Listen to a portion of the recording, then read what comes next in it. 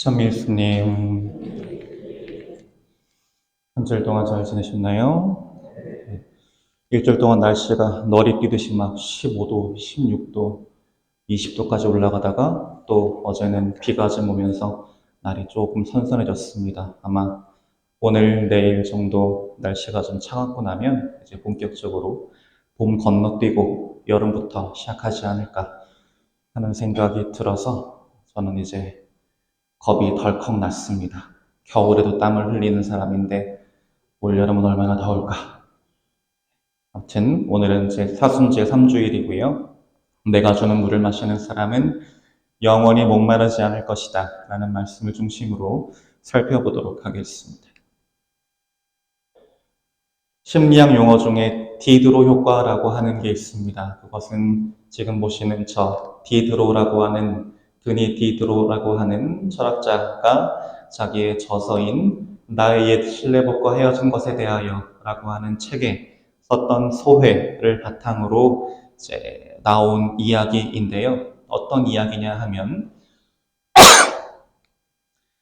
어느 날 이 디드로라고 하는 사람에게 친구가 고급 잠옷을 선물을 해줬습니다.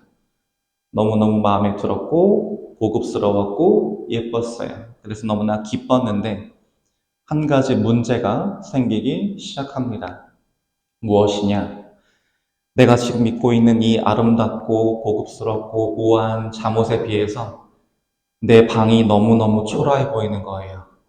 겉에는 왜 이렇게 칙칙하고 의자는 왜 이렇게 후지고 테이블은 뭐가 이렇게 망가지고 낡았는지 하나하나가 마음에 안 들기 시작합니다. 그래서 결심해요. 안 되겠어. 뭔가 이 아름답고 우아한 잠옷에 걸맞는 방으로 바꿔야겠어 라고 생각을 합니다. 그래서 의자도 새로 사고 테이블도 새로 사고 양탄자도 새로 사서 깔고 책상도 저렇게 앤틱한 걸로 바꿔주고 그리고 비싼 커튼도 사서 달았습니다. 그리고 심지어 자기 초상화까지 그려서 벽에 저렇게 쫙 걸어놨어요.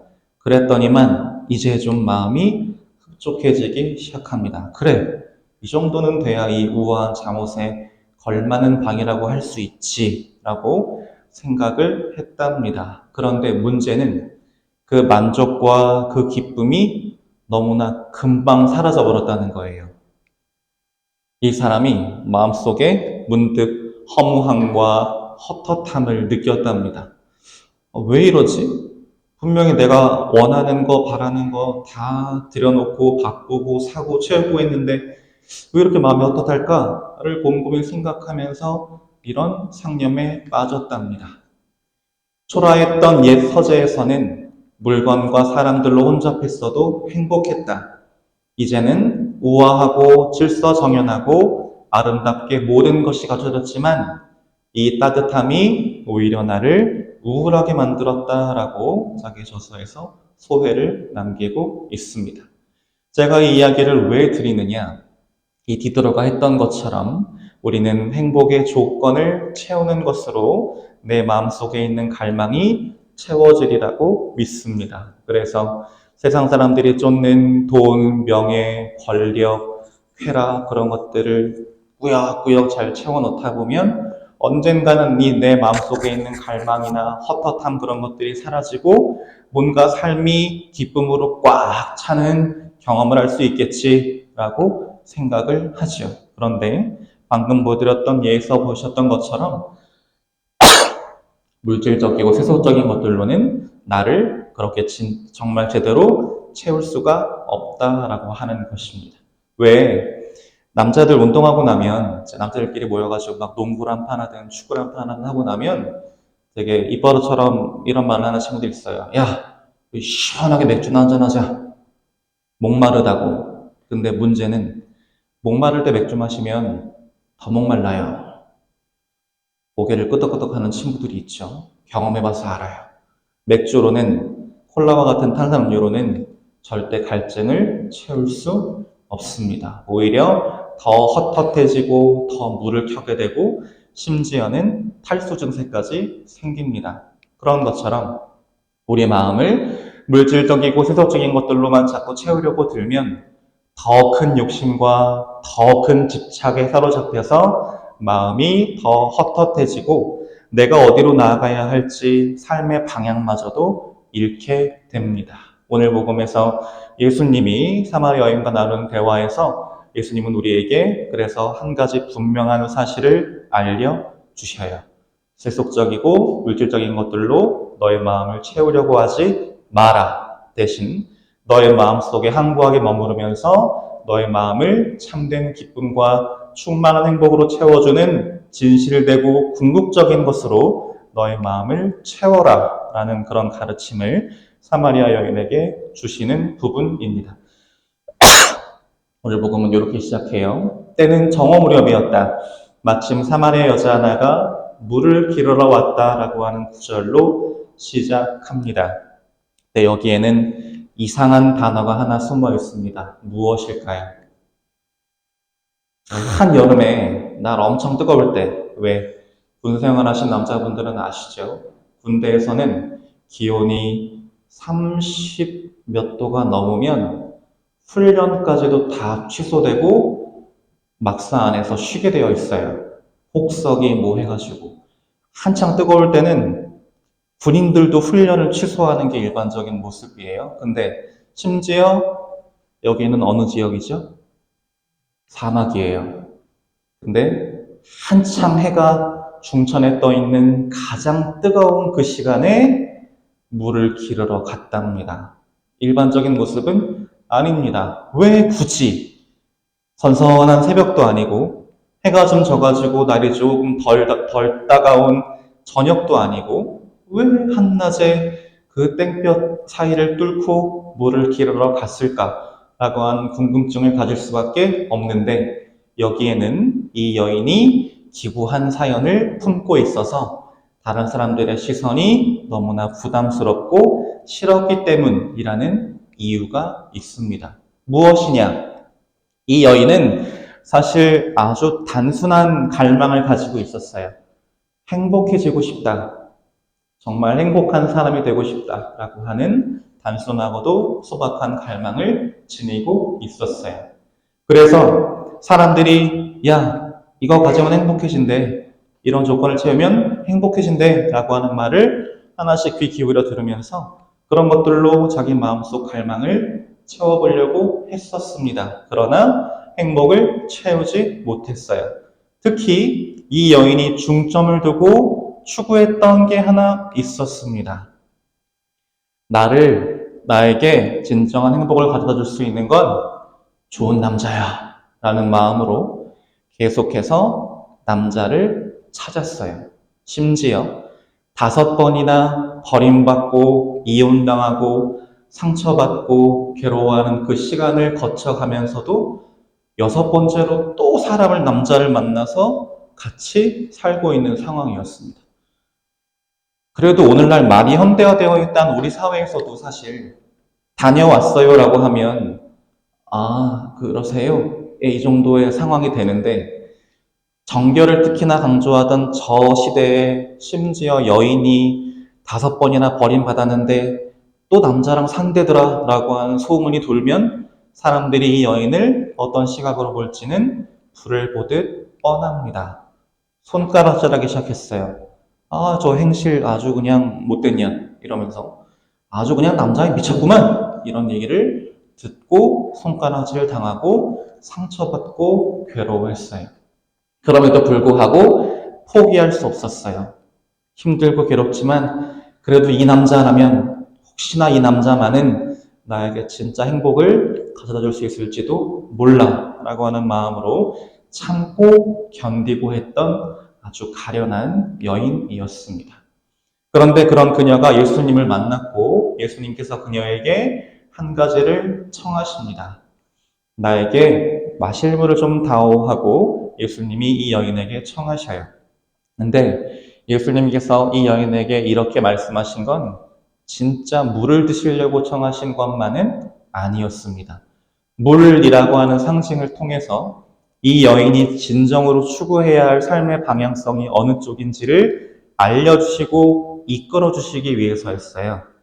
예수님은 물의 비유를 통해서 그녀가 마음속으로 느끼고 있는 그 갈망의 정체가 무엇이고 본질이 무엇인지, 그래서 그 갈망을 내적으로 충만하게 제대로 채우기 위해서는 그 안에 무엇을 추구하고 누구를 마음 안에 모셔드려야 하는지를 알려주시려고 여인에게 먼저 다가가신 것이죠. 그러시면서 물의 비유를 통해서 여인에게 한 가지 중요한 가르침을 주십니다. 너 이 우물물 들어왔지?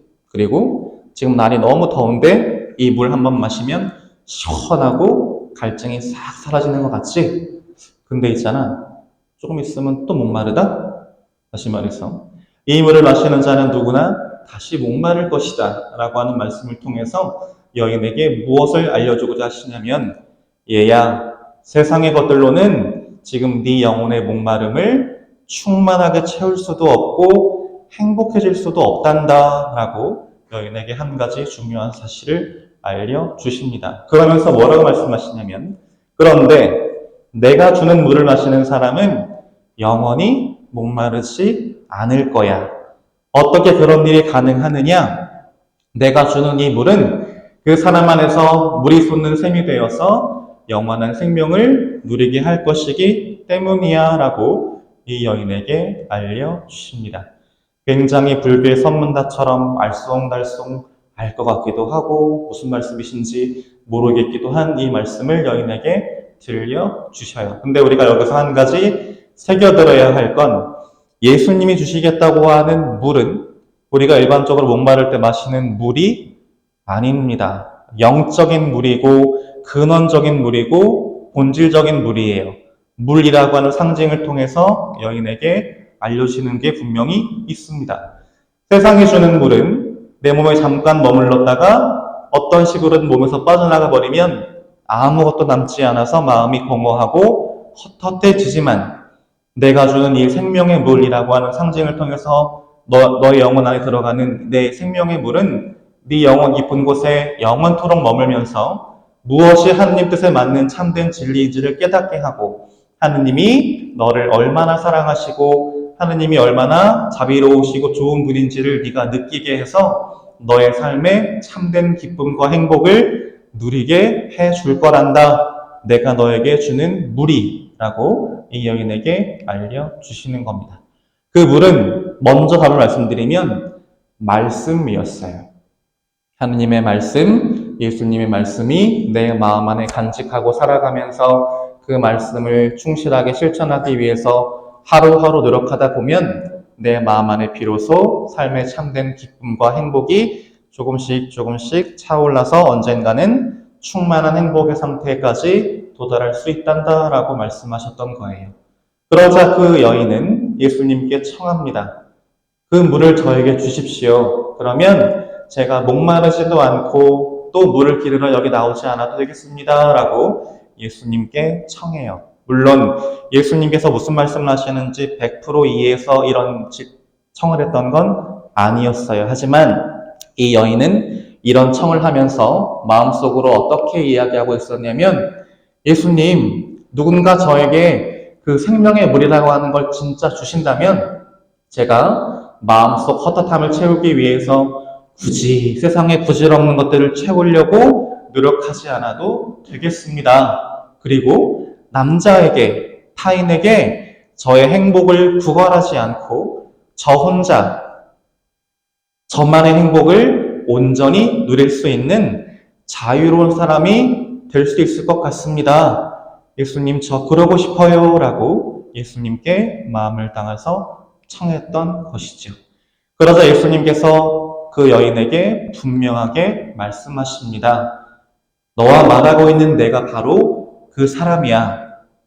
너에게 생명의 물을 줄 수 있는 사람이고, 너의 삶에 참된 행복을 줄 수 있는 사람이고, 너의 삶을 진정한 완성으로 이끌어줄 수 있는 그 사람, 그 그리스도라고 하는 그 사람이 바로 나야 라고 이 여인 앞에서 분명히 말씀하십니다. 그리고 이 말씀을 통해서 여인은 확실한, 분명한 확신을 갖게 됩니다. 내가 오늘 주님을, 그리스도를 만났구나. 그리고 내가 이제 이 분을 따라서 따라서 살아가면 되겠구나라고 하는 분명한 확신을 얻습니다. 그래서 이 여인이 하는 행동이 인상적이에요. 복음서에서 뭐라고 기록하고 있냐면 그 여자는 물동이를 버려두고 거울로 가서 사람들에게 말하였다라고 기록하고 있습니다. 물을 담아가기 위해서는 절대 없어서는 안 될 아주 중요한 그릇인데 이거를 버려두고 마을로 돌아갔대요. 그리고 마을로 돌아가서 그녀가 한 행동은 무엇이었느냐? 사람들에게 저 오늘 예수님이라고 하는 분을 만났어요. 혹시 그분이 그리스도가 아니실까요? 혹시 그분이 유다인들이 그렇게 찾아 헤매는 우리도 마음속으로 꼭 오셨으면 하고 그렇게 갈망하는 그 메시아 그리스도가 아니실까요? 라고 사람들에게 예수님에 관한 자기의 믿음을 선포하기 위해서 갔던 겁니다. 물동이라고 하는 세상의 것들을 채울 수 있는 도구를 과감하게 버려두고. 그런데 이 물동이를 버려두고 떠났다라고 하는 이 여인의 모습에서 우리는 어떤 사람들의 모습을 떠올려 볼 수 있어요. 누굴까요? 누굴까요? 목사단장님. 뭘 버려두고, 누굴 떠올릴 수 있어요? 뭘 버려두고 예수님을 따랐던 사람들. 제자들이 뭘 버렸는데요? 그물과 배를 버려두고 예수님을 따랐다라고 하는 제자들의 모습이 오버랩 됩니다. 제자들은 그물과 배, 자기들이 평생 동안 삶의 도구로 삼아왔던, 그리고 저것이 없으면 세속적인 재물을 얻을 수 없는 아주 중요한 수단이자 전 재산인 그물과 배를 어떻게, 왜 버렸을까요? 예수님 안에서 삶의 참된 목표를 발견했기 때문입니다. 그리고 예수님을 따름으로써만 진정한 구원으로 참된 행복으로 나아갈 수 있음을 깨달았기 때문입니다. 그래서 그물이라고 하는 물질적인 도구를 과감하게 버리고 예수님만 따를 수 있었던 것처럼 이 여인도 예수 그리스도 안에서 우리 삶을 충만하게 채워주는 이 생명의 물을 발견했기 때문에 세상 것들을 담는 물질적인 도구인 물동이를 버리고 주님께서 그리스도이십니다 라고 사람들에게 선포하는 한 사람의 사도로서의 소명을 수행하기 시작했던 것입니다. 그렇다면 이제 우리는 한 가지 중요한 사실을 이번 한 주 동안 생각해 보셨으면 좋겠습니다. 과연 지금 내가 주님 말씀이라고 하는 이 생명의 물을 내 삶을 참된 기쁨과 행복으로 이끌어주고 나에게 충만한 은총을 베풀어 주시는 이 생명의 물, 생명의 말씀을 받아들이고 따르기 위해서 내가 과감하게 내던질 물동이는 과연 무엇일까? 라고 하는 걸 한번 진지하게 생각해 보셨으면 좋겠어요. 각자에게 다를 수 있어요.